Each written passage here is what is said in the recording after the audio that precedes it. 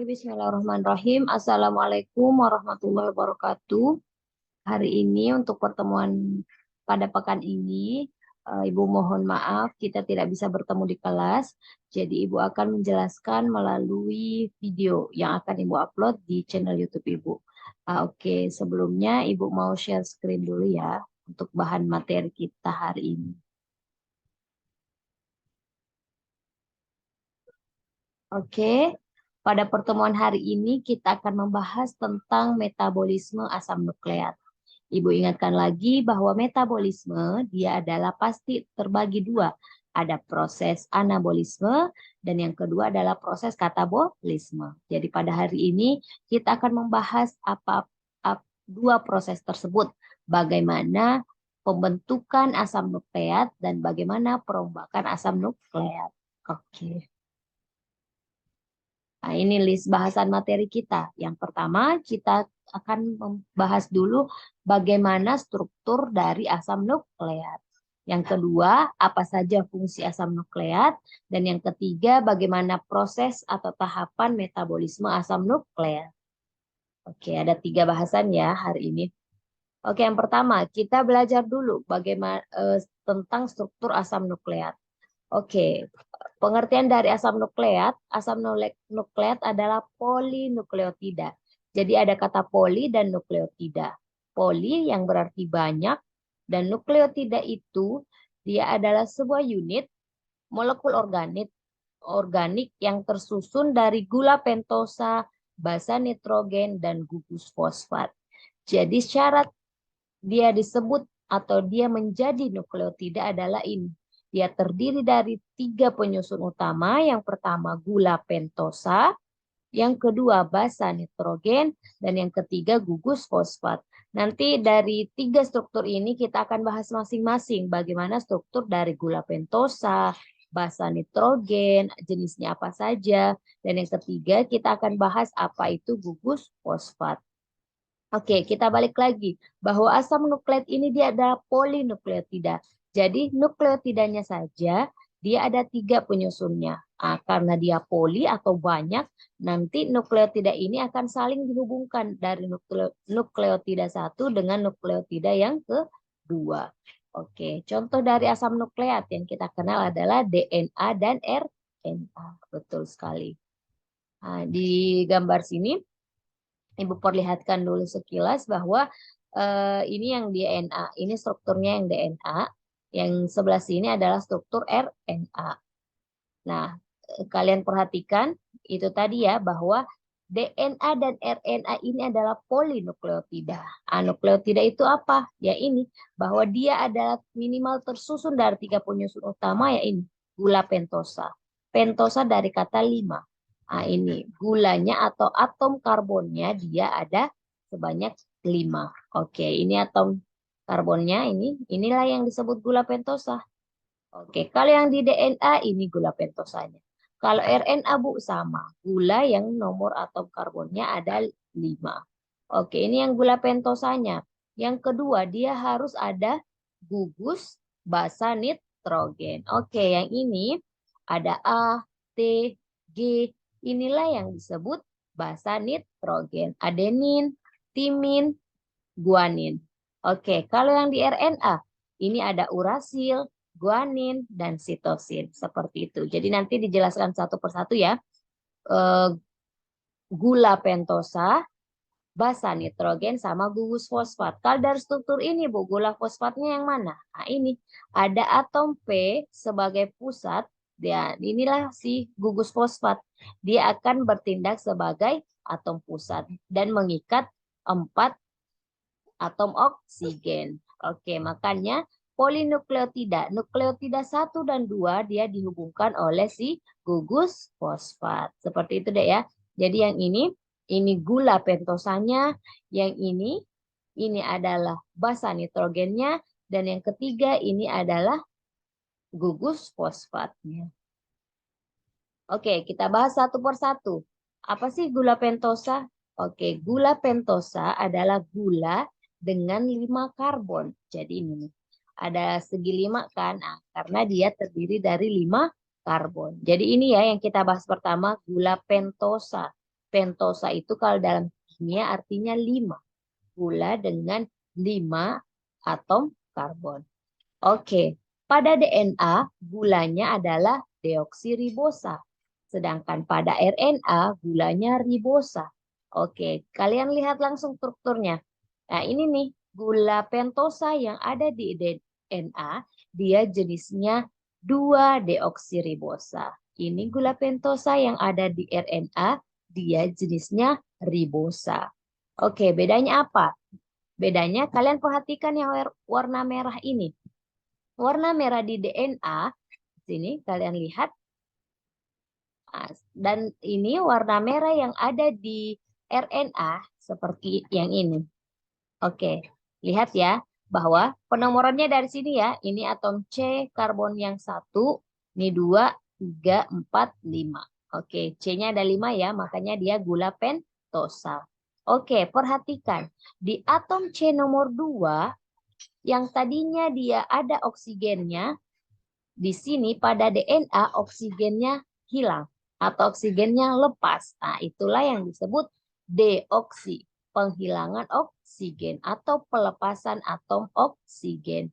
Nah, maka di sini nih, di sini si karbon nomor 2-nya hanya mengikat hidrogen. Makanya pada DNA dia strukturnya disebut 2-deoksiribosa, yang artinya pada atom karbon nomor 2 dari gula pentosanya mengalami pelepasan oksigen atau deoksi.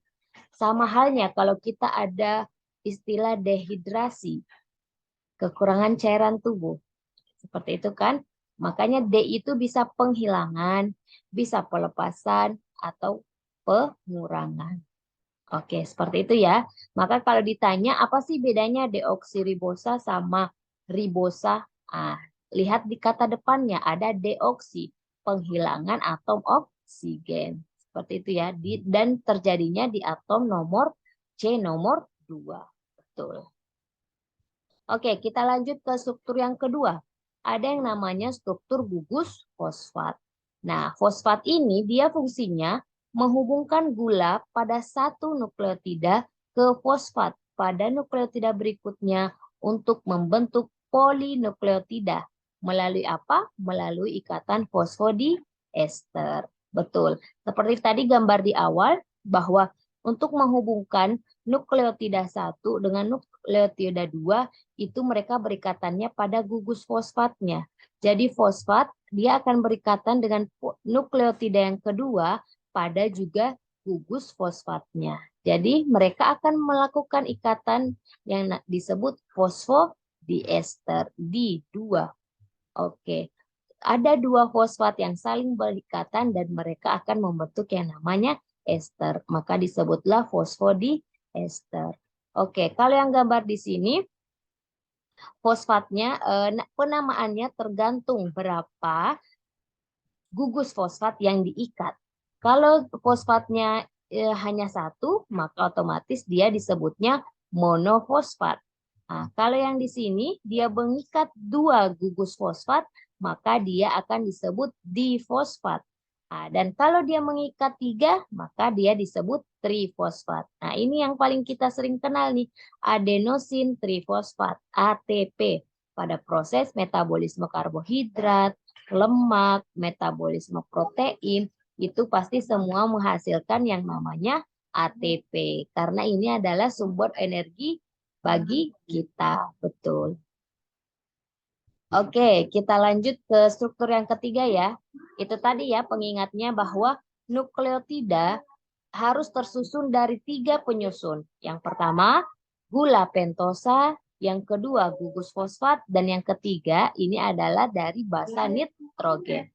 Oke, basa nitrogen dalam asam nukleat dibagi menjadi 2. Yang pertama, pirimidin. Dan yang ketiga, purin. Oke, kalian ingat-ingatnya gini aja. Kalau dia cincinnya hanya 1, dia disebutnya basa nitrogen pirimidin, golongan pirimidin. Kalau cincinnya ada 2, dia akan masuk golongan basa nitrogen purin. Oke, selanjutnya ya. Kalau yang pirimidin ini, dia terbagi lagi nih jenisnya, ada menjadi 3. Yang pertama sitosin, yang kedua timin, dan yang ketiga urasil. Nah, namun basa nitrogen untuk asam nukleat itu hanya ada dua. Jadi basa nitrogen dari golongan pirimidin pada DNA hanya ada sitosin dan timin. Oke, kalau di RNA, si timin ini akan diganti oleh yang namanya urasil. Jadi kalau basa nitrogen pirimidin di RNA itu adalah sitosin dan urasil. Seperti itu deh ya. Oke, lanjut ke basa nitrogen golongan purin atau kalau kalian lihat strukturnya cincinnya dua, dia adalah golongan purin. Purin dibagi dua, ada adenin sama guanin. Pada RNA dan DNA sama saja bahwa basa nitrogen golongan purinnya cuma dua ini, adenin dan guanin. Oke, sampai situ semoga tidak bingung ya. Oke, biar lebih mantap, kita lihat strukturnya. Nah, strukturnya seperti ini. Tadi Ibu bilang bahwa nukleotida itu harus minimal tersusun dari 3 penyusun. Yang pertama, gula pentosa. Yang kedua, basa nitrogen. Dan yang ketiga adalah gugus fosfat. Dan gugus fosfat inilah dia yang akan berikatan dengan nukleotida yang kedua sehingga terbentuklah yang namanya polinukleotida. Seperti itu ya. Dengan melalui ikatan fosfodiester. Oke, kita lihat cara penamaannya dari nukleotida. Coba lihat yang struktur yang di sini. Oke, lihat di yang pertama, kita lihat dulu penyusunnya. Dari gula pentosa jenis apa dia? Oke, langsung lihat pada atom karbon nomor 2-nya. Ini hanya ada hidrogennya. Otomatis dia telah mengalami yang namanya deoksi. Maka pasti dia jenis gula pentosanya adalah jenis deoksi. Seperti itu ya. Yang kedua, setelah itu kalian lihat dia basa nitrogennya apa? Dari golongan pirimidinkah atau dia dari golongan purin? Perhatikan di sini. Di sini cincinnya ada dua, Bu. Otomatis dia basa nitrogennya adalah golongan purin. Purin tadi dibagi dua. Ada adenin sama guanin. Oke, kalau yang NH2 di atas ini, maka dia adalah adenin. Oke, setelah ketahuan basa nitrogennya, kita lihat yang terakhir adalah gugus fosfatnya. Di sini dia ikat berapa fosfat? Hanya satu saja, Bu. Makanya dia adalah monofosfat. Sehingga namanya dia adalah deoksiadenilat atau biasa disebut deoksiadenosin 5 monofosfat. Disingkat lagi menjadi AMP, DAMP. Seperti ini ya yang disebut nukleotida. Oke, kita review lagi. Nukleotida itu kalau terdiri dari 3. Gula pentosa, yang kedua basa nitrogen, dan yang terakhir ada gugus fosfat. Sama halnya juga dengan penamaan pada RNA atau kalau dia gula pentosanya jenis ribosa. Oke, kita lihat lagi yang struktur paling akhir nih. Kalian lihat di sini. Yang pertama, kalian langsung lihat dia struktur gula pentosanya apa. Lihat, lengkap Bu. Di sini ada oksigennya juga. Berarti dia gula pentosanya adalah ribosa. Oke, setelah gula pentosa, kalian perhatikan di basa nitrogennya. Basa nitrogen itu kata kuncinya tadi dia cincinnya ada 1 atau 2. Kalau di sini contohnya ada 1, berarti dia adalah golongan pirimidin. Oke, pirimidin tadi dibagi 3. Karena ini di RNA, maka pirimidinnya ada 2, sitosin sama urasil. Oke, kalian perhatikan. Ini NH2, Bu, di atasnya. Maka dia adalah sitosin. Oke, yang ketiga strukturnya adalah dia gugus fosfatnya ada berapa ya? Di situ digambar dia hanya mengikat 1 fosfat. Maka dia disebut monofosfat. Sehingga namanya adalah sitidin 5 monofosfat. Atau dia disingkat menjadi CMP. Seperti itu deh ya cara struktur atau penamaan dari nukleotida. Tahap-tahapannya langsung. Kalian lihat dulu, dia jenis gula pentosanya apa? Deoksika atau ribosa. Setelah itu kalian lihat yang kedua, dia basa nitrogennya dari golongan apa? Pirimidin atau purin. Dan yang terakhir, kalian lihat gugus fosfatnya. Jumlahnya ada berapa? 1 monofosfat, 2 difosfat, dan 3 trifosfat. Oke, seperti itu ya. Aman ya? Oke, kita lanjut ke submateri yang kedua. Kita akan bahas apa sih fungsi dari asam nukleat. Oke, tadi asam nukleat itu dibagi dua ya. Contohnya dia DNA sama RNA. Oke, kita bahas dulu RNA seperti apa. Oke, silakan kalian baca ya. Nah, ini Ibu jelaskan saja bahwa DNA itu dia strukturnya double helix. Maksudnya double helix itu apa ya? Nah, ini. Seperti inilah struktur 3 dimensi dari double helix. Bahwa terjadi dua utas yang mana mereka saling berpilin. Dan kedua utas ini atau untai ini, dia sifatnya antiparalel. Antiparalel itu maksudnya adalah jika utas yang pertama dia dimulai dari 5 aksen ke 3 aksen, maka utas yang kedua kebalikannya. Dia dimulai dari 3 ke 5. Seperti itu ya, maksudnya antiparalel. Oke, di DNA ini pada asam nukleat ini terjadi pasangan basanya itu sudah ditentukan bahwa kalau yang mereka akan berikatan itu ini adenin akan berikatan dengan timin. Kalau pada DNA ya dia akan berikatan pada timin dan eh, pasangan basa nitrogen guanin dia akan berikatan dengan sitosin. Nah, ini perhatikan di sini nih ada yang garisnya 2, ada garisnya 3. Itu maksudnya apa, Bu? Nah, maksudnya adenin ini dia akan berikatan dengan timin dengan 2 ikatan hidrogen. Sedangkan guanin sama sitosin dia akan berikatan melalui 3 ikatan hidrogen. Jadi ini artinya berjumlah dari ikatan hidrogennya ya. Antara ketika guanin kalau dan sitosin mereka berpasangan. Dan ini ya sudah baku bahwa pasangannya itu adenin pasti pasangannya sama timin. Guanin pasti pasangannya sama sitosin. Oke. Nah, kita masuk ke fungsi DNA apa? Nah, fungsi utamanya adalah yang ini, menyimpan informasi genetik. Karena dari untai DNA ini, kita terdiri dari miliaran untai DNA. Nah, ini nih, sampai disebutkan bahwa panjang total semua DNA dalam tubuh manusia kurang lebih adalah 2 kali 10 pangkat 10 kilometer. Nah, jadi dari untai-untai ini, mereka akan keluar dengan bentuk ekspresi gen. Nah, ekspresi gen inilah yang tergambar dari kita. Mengapa ada yang rambutnya keriting, ada yang rambutnya lurus, ada yang rambutnya keritingnya gantung aja atau bahkan yang keribuk banget. Nah, itu semua berdasarkan ekspresi gen dari masing-masing individu. Oke, fungsi DNA juga dia menentukan aktivitas organisme sepanjang siklus hidup. Nah, ini maksudnya bahwa penyakit-penyakit atau kelainan-kelainan yang dalam tubuh kita itu juga bisa salah satunya ada gangguan pada DNA kita. Jadi dia sebagai salah satu penentu bagaimana aktivitas organisme itu dalam siklus hidupnya.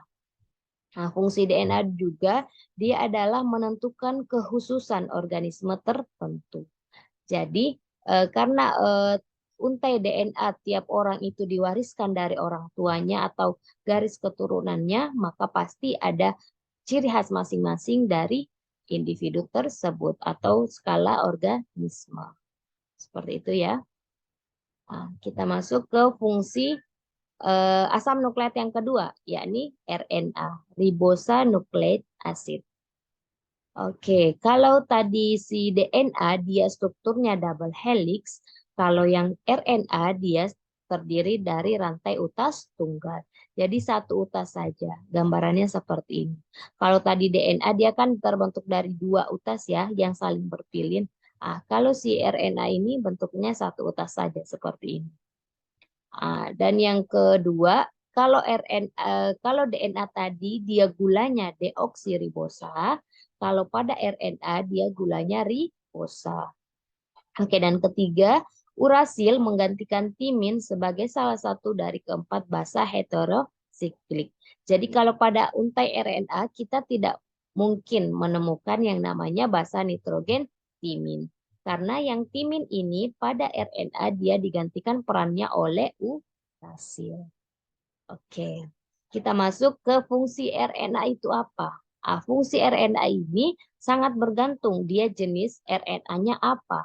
Karena RNA dalam tubuh kita dibagi jenisnya dibagi tiga.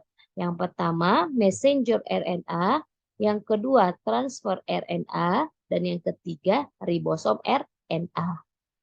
Oke, ini ya silakan kalian baca apa fungsi dari tiga jenis RNA ini. Oke, Ibu ingatkan lagi ya bahwa kita pekan ke-14 dan 15 kita akan presentasi, dan yang pada pekan yang 15 ini atau kelompok 3 dan 4 ini akan kebagian metabolisme asam nukleat dan regulasi hormon. Jadi dalam nanti kalian memberikan materi itu boleh persis sama yang Ibu jelaskan, atau kalian cari sumber-sumber lain atau cari bahan-bahan lain selain yang Ibu berikan. Nah, salah satunya juga kalian bisa membahas bagaimana sih proses dari pembentukan kode genetik dalam tubuh kita. Jadi untuk yang kelompok 3 boleh ya kalian bahas tentang materi tersebut. Kalau kalian ambil poin tersebut, maka nanti ini nih dari jenis-jenis RNA ini akan saling berikatan, akan kalian jelaskan lebih rinci lagi. Karena ini akan yang membentuk yang namanya kode genetik yang terekspresikan dalam suatu organisme. Seperti itu. Oke, ini reviewnya atau kesimpulannya apa sih beda antara DNA sama RNA? Nah, yang pertama bedanya ada pada gula pentosanya. Kalau di DNA dia gula pentosanya deoksiribosa, kalau RNA dia ribosa. Basa purinnya tidak berbeda karena sama-sama memiliki yang namanya adenin sama guanin. Yang berbeda ada pada basa pirimidinnya. Kalau DNA dia basa pirimidinnya timin dan sitosin, kalau RNA dia sitosin dan urasil. Oke, perbedaan yang ketiga, tempatnya. Kalau DNA dia akan berada di inti sel atau dalam kromosom, bisa juga ditemukan pada plastida, dan yang terakhir bisa ada pada mitokondria. Sedangkan RNA dia letaknya di sini nih, sitoplasma sama ribosom. Yang keempat, perbedaannya ada pada fungsinya. Kalau pada DNA fungsinya ini sebagai pewarisan sifat dan terlibat dalam sintesis protein. Sedangkan RNA fungsinya itu tadi ya berdasarkan jenisnya. Kalau diringkas bahwa RNA ini sangat terlibat dalam sintesis protein. Jadi nanti kalau kalian bahas tentang sintesis protein, itu bisa dibahas pada metabolisme asam nukleat. Nah, ini nanti sangat berkaitan nih antara RNA sama DNA. Oke, ini tadi ya bahwa struktur 3 dimensinya untuk DNA dia bentuknya ini double helix, sedangkan untuk yang RNA dia bentuknya single strand atau satu utas. Seperti itu. Oke, kita langsung masuk ke sub yang ketiga ya, tentang metabolisme asam nukleat. Nah, tadi seperti di awal Ibu sampaikan bahwa metabolisme ini pasti dibagi dua. Ada reaksi pembentukan, ada reaksi perombakan atau penghancuran. Seperti itu. Nah, di sini, coba kalian perhatikan, di sini ada dua garis, ada garis biru dan garis merah. Dan kalau yang garis biru ini, dia adalah reaksi perombakan. dari senyawa kompleks akan dirombak menjadi senyawa yang lebih sederhana. Berarti yang garis biru ini adalah dia reaksi perombakan ya, atau dia adalah katabolisme. Oke, dan garis merah adalah kebalikannya. Kalau tadi yang garis biru perombakan, maka yang garis merah adalah reaksi pembentukan. Pembentukan maksudnya adalah dari senyawa yang sederhana akan dibentuk menjadi senyawa kompleks atau senyawa yang lebih besar. Oke, ini konsepnya ya, metabolisme asam nukleat. Kita bahas dulu satu persatu bagaimana reaksi perombakannya atau katabolismenya. Inilah untai DNA atau asam nukleat seperti digambarkan seperti ini. Asam nukleat tadi dia adalah polinukleotida, terdiri dari banyak nukleotida. Oke, maka kalau dia si asam nukleat ini mau mengalami reaksi katabolisme, maka dia akan dipecah nih dari asam nukleat akan dipecah dulu menjadi yang lebih sederhana, dia disebut oligonukleotida. Oke, oligonukleotida ini pengertiannya dia adalah terdiri dari 2 sampai 3 nukleotida. Seperti itu. Jadi lebih sederhana ya. Kalau tadi asam nukleat ini dia banyak nukleotida, kalau oligonukleotida dia pengertiannya adalah 2 sampai 3 nukleotida. Jadi intinya pokoknya dipecah dulu menjadi yang lebih sederhana. Si oligonukleotida ini akan dipecah lagi menjadi yang lebih kecilnya. Atau di sini disebutkan dia akan dipecah menjadi nukleosida monofosfat. Nukleosida, kalau nukleosida ini adalah ketika nukleotidanya tadi mengalami pelepasan gugus fosfatnya, dia akan membentuk yang namanya nukleosida. Tadi itu ya bahwa syarat nukleotida ini dia harus memiliki 3. Yang pertama, gula pentosa. Yang kedua, basa nitrogen. Dan yang ketiga, gugus fosfat. Ketika gugus fosfatnya lepas, atau kalau dia hanya memiliki 2, yakni gula pentosa dan basa nitrogen, maka dia disebut nukleosida. Oke, di sini terjadi nih nukleosida monofosfat, nukleosida dan 1 monofosfat yang lepas. Setelah itu, dari nukleosida monofosfat ini, si monofosfatnya akan dilepaskan lagi sehingga hanya terbentuk nukleosida. Nukleosida ini akan dipecah lagi menjadi basa nitrogen, nukleobases. Oke, kalau tinggal basa nitrogennya, maka hasil akhirnya dia akan disekresi dari tubuh kita. Kalau dia golongan purin, dia berupa asam urat. Kalau yang dia golongan pirimidin, dia akan diekspresikan berupa beta ureodiopropionat. Oke, seperti itu ya. Singkatnya, reaksi katabolisme dalam tubuh kita pada proses metabolisme asam nukleat. Oke, kalau yang kebalikannya, reaksi pembentukannya ada di sini nih. Kalian lihat, nih, basa nitrogennya dulu. Basa nitrogennya akan mengikat fosfat. Maka dia disebut nukleosida monofosfat. Setelah itu, ketika sudah terbentuk 1 nukleosida monofosfat, dia akan mengikat lagi fosfat sampai jumlahnya menjadi trifosfat. Jadi terbentuklah yang namanya nukleosida trifosfat. Setelah itu melalui bantuan enzim nucleic acid sintesis, maka akan jadilah sebuah untai asam nukleat. Oke, jadi proses yang merah ini bisa dari alur ini langsung ke sini atau bisa dari sini nih. Nukleobase atau basa nitrogennya ini dia akan mengikat dulu yang namanya ini gula pentosa. Kalau di sini si basa nitrogen dia akan mengikat gula pentosa atau gula dengan gugus 5 karbon. Kalau dia berupa ribosa, maka nanti dia golongannya akan terbentuk RNA. Kalau dia gula pentosanya berupa deoksi ribosa, maka yang terbentuk adalah DNA. Nah, seperti itu. Jadi dari basa nitrogen akan mengikat gula pentosa, maka terbentuklah yang namanya nukleosida. Nukleosida ini dengan bantuan pemecahan ATP menjadi ADP, maka satu gugus fosfat akan lepas, nukleosida itu akan mengikat si fosfat yang lepas. Maka akan terbentuklah yang namanya nukleosida monofosfat. Sama prosesnya ketika sudah terbentuk nukleosida monofosfat ini, maka akan mencari lagi ya, fosfat yang lain sampai jumlahnya menjadi 3. Akan jadilah nukleosida trifosfat dan bantuan enzim nucleic acid sintesis akan terbentuklah untai asam nukleat. Oke, seperti itu ya secara ringkas metabolisme asam nukleat.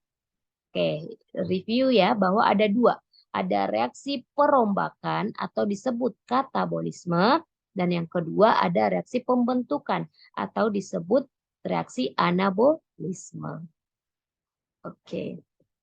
Nah, inilah tahapannya.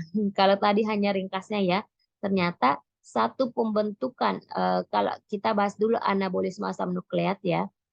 Kalau yang dari golongan basa nitrogennya tadi dari pirimidin, ini nih tahapannya ada seperti ini nih. Ada sampai 12 tahapan yang terjadi ketika akan dibiosintesis pirimidin. Ini contohnya biosintesis TMP atau timidylate sintase. Atau ini nih, dia akan mau membentuk yang namanya basa nitrogen dari golongan pirimidin, yakni golongan timin. Seperti inilah. Dia dibentuknya dari sini. Kalau kalian cukup lihat ini saja. Apa sih bahan bakunya sehingga si biosintesis pirimidin pada golongan timin ini bisa terbentuk. Ini syaratnya adalah ini. Bahan bakunya adalah CO2 ditambah glutamin dan butuh yang namanya ATP. Ini bahan bakunya ya. Terus akan bekerjalah enzim-enzim dalam tubuh kita. Ini ya, ingat-ingat penomoran enzim. Oke, ini semua kerja enzim nih. Pokoknya yang belakangnya ase-ase aja. Pasti dia adalah golongan enzim. Nih, semua ase kan. Makanya ini semua dalam tubuh kita terjadi simultan seperti itu, reaksi perombakan ada lagi yang dibentuk, dirombak lagi, dibentuk lagi, selalu seperti itu. Terbentuk siklus yang terus-menerus. Oke, sampai sini deh ya. Ada ini sumbernya, ini pembentuknya, ini bahan bakunya. Maka kalau dia cincinnya 1, pasti dia golongan pirimidin. Basa nitrogennya pirimidin. Pirimidin dibagi 2 nih. Dia timin kah atau sitosin. Seperti itu ya. Pada untuk kasus yang reaksi yang Ibu perlihatkan, ini pada pembentukan timin. Oke, silakan kalian bandingkan pada anabolisme, pada pembentukan kalau dia basa nitrogennya golongan purin. Purin apa tadi contoh ininya? Kata kuncinya ini. Kata kuncinya kalau dia basa nitrogennya purin itu ini. Dia cincinnya ada 2. Gitu deh ya. Jadi itu tadi ya, bahwa kalau cincin yang terbentuk pada basa nitrogen 1, pasti dia golongan pirimidin. Kalau cincinnya 2, pasti dia golongan purin. Oke, kalau purin tadi, dia ada, kalau purin tadi ada berapa nih? Ada 2, adenin dan guanin. Betul. Oke, kalau dia penyusunnya bahan bakunya dari sintesis biosintesis IMP, ini bahan bakunya ini dulu nih. Ada alfa deribosa 5 fosfat. Maka inilah yang akan serangkaian reaksi ini sampai berapa tahap nih? Ada sampai 11 tahapan dengan bantuan enzim-enzim ini. Ini ya, enzim. Oke, kalau dulu Ibu sih harus hafal banget nih enzimnya apa yang dikeluarkan, apa yang harus diberikan terlebih dahulu. Seperti itu nih. Ini, maka akan terbentuklah yang namanya inosin monofosfat, IMP. Oke, kalau tadi kita bahas yang reaksi pembentukan, sekarang kita masuk ke reaksi perombakan atau katabolisme. Sama, katabolismenya dia basa nitrogennya apa? Pirimidin kah atau purin?